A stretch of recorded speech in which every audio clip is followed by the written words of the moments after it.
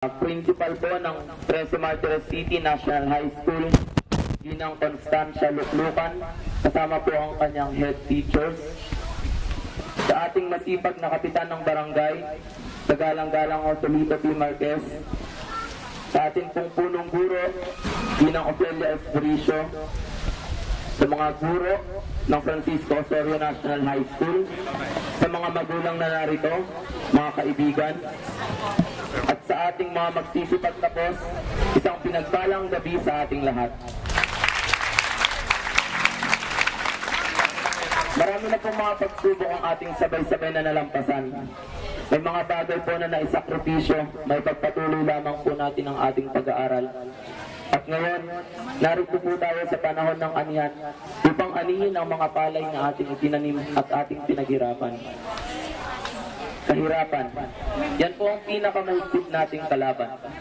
Ito po ang karaniwang nagiging dahilan kung bakit marami sa atin ang hindi nakakapagtapos ng pag-aaral. Bilang isang estudyante, isa po sa layunin natin ay ang makaahon sa kahirapan at makamit po ang ating inaasam na kaginawahan. Ngunit paano po ba natin ito makakamit? Edukasyon ang susi sa tagumpay. Ang unang layunin po ng edukasyon ay upang bigyan tayo ng kaalaman tungkol sa mga bagay at pangyayari sa nagdaan, sa lukuyan at sa hinaharap. Ito po ang lumubog sa ating pagkatao, damdamin at sa ating pag-iisip. Ang edukasyon ay kailangan ng kabataan upang makamit ang kani-kanilang mga pangarap. Ito po ang ating magiging sandata laban sa kamangmangan at ang magbibigay sa atin ng daan tungo sa kinabukasan. Naalala ko po nung ako'y nasa elementarya pa lang, lagi pong pinapaalala sa akin ng aking ina bago ako pumasok na mag-aral ako ng mabuti dahil ito ang makakaahon sa amin sa kahirapan. Ang aking ina po ay isang masipag na tindera ng mga kakanin. Samantala, ang aking ama naman po ay isang karpintero. Dahil po sa kanilang kasipagan, noon pa lamang po ay nakikita ko na sa kanila ang kanilang dedikasyon na ako'y makapagtapos ng pag-aaral. Kahit po ang aking ama ay may iniindang mga sakit ng katawan, pinili pa rin po niyang mag-ibang bayan upang ako at ang mga kapatid ko ay makapagpatuloy sa pag-aaral.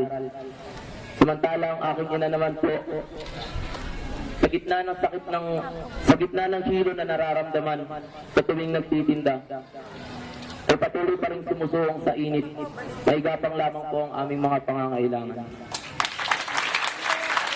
Sa pagtungtong ko po ng sekundarya, isa pong pangaral mula sa aking ama ang hindi ko makakalimutan.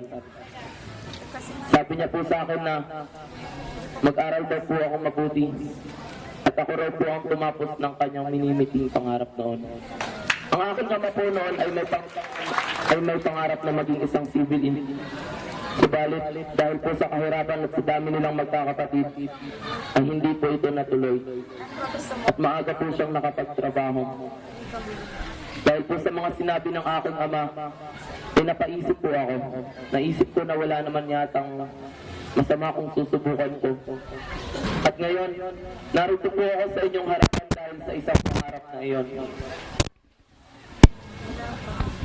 Saktong buhay sa dekalidad Pinanday. Ang mensahe po ng temang ito ay tungkol sa layunin ng paaralan na bigyan po tayo ng dekalidad na edukasyon. Edukasyon na maayos na pinanday upang sa pagdating ng panahon ay ating mapakinabangan.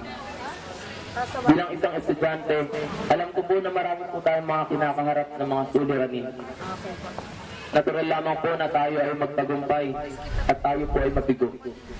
Subalit nawa po, isa-isip natin na ang pagkabigo ay hindi sagot upang tayo ay tumigil sa pakikibaka.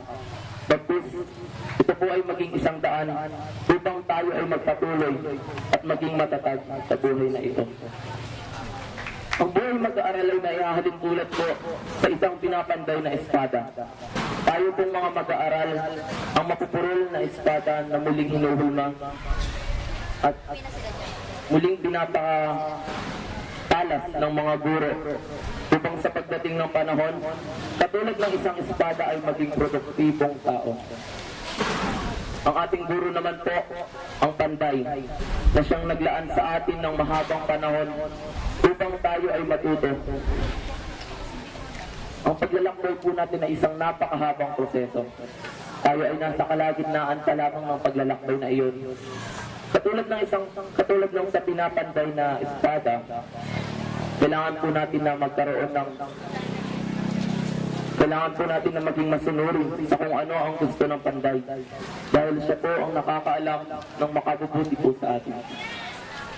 Sa pagtahak po natin sa daang puno ng mga lilikuan, inariyan po ang ating mga magulang na handang bumabay para sa atin. Mahalaga po na sundin natin ng ating mga magulang upang hindi po tayo mapariwara sa buhay na ito. At tulad ng isang panday ay handa rin po silang magsakripisyo, mag-alay ng oras at panahon upang tayo ay matuto. Meron pong isang kwento na tungkol sa isang inahing manok. Ito ay maiksi lamang po, ngunit napupulutan po ito natin ang aral. Sa isa pong bukid ay may nakatirang isang magsasaka. Sa gilid po ng kanyang sinasaka ay may kulungan po para sa mga hayop. Isang gabi ay laking gulat po niya nang madatnan na ang mga kulungan na iyon ay nasusunog. Ang kulungan na may pinakamalalang sunog ay ang sa mga manok. Kaya kinaumagahan po ay binisita niya ang mga kulungan na iyon. At nadatnan niya po ang isang nasunog na inahing manok. Naisip niya po sa sarili niya, ang manok na iyon ay walang isip. Ang manok na iyon ay walang isip dahil hindi man lamang ito lumipad katulad ng sa ibang manok. Sabay sipa po sa kaawa-awang katawan ng inahing manok. Subalit may tumukaw po ng kanyang atensyon. Yun po ay ang matitinis at maliliit na process na tinig mula sa mga sisiw. Hinanap niya po na yun ang hinanap hanggang sa ma-discover na ang mga sisiw ay nasa ilalim ng inahing manok.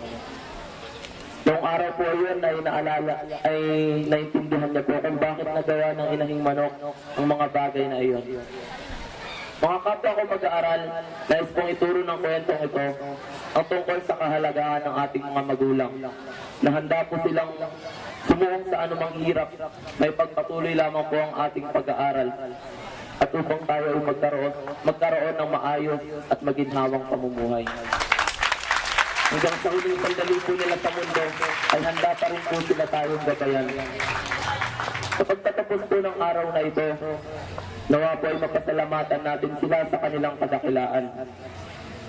At sa sandaling ito nga po, inaanyayahan ko po ang aking kapwa mag-aaral na magsisipagtapos, na magsitayo. At bigyan po natin ng masigabong palakpakan ng ating mga magulang.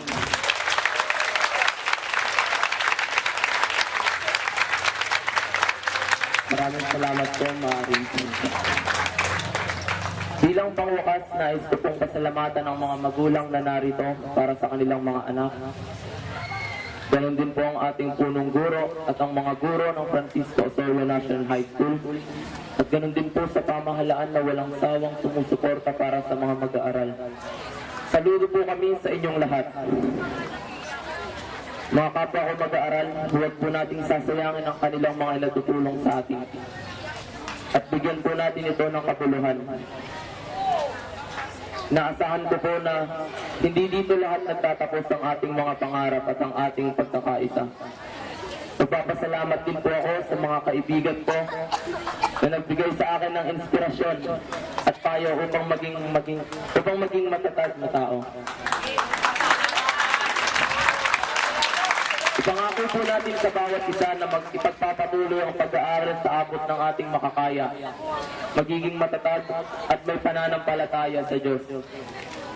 Ipangako po natin na matapos ng 10 taon na muli tayong magkita-kita, ang 177 na graduates ng Francisco Osorio National High School, batch 2014 to 2015, ay mananatiling 177 na mga estudyante na may maayos ng pamumuhay dahil sa kanilang pagsisikap at sa tulong ng dekalidad na edukasyon na ating natanggap.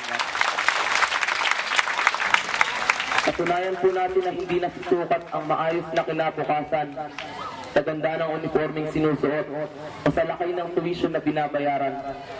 Dahil ang tunay na magpapaangat sa atin ay ang ating dedikasyon at ang ating pananampalataya. Tayo ang may hawak ng susi ng ating tagumpay. Muli, isang pinagpalang gabi sa inyong lahat. Mabuhay ang Francisco Antonio National High School at mabuhay tayo.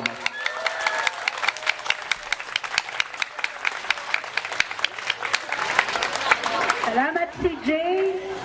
Napaiyak kami. Dadako tayo ngayon sa panunumpa ng mga nagsipagtapos sa pangungunahan ng ating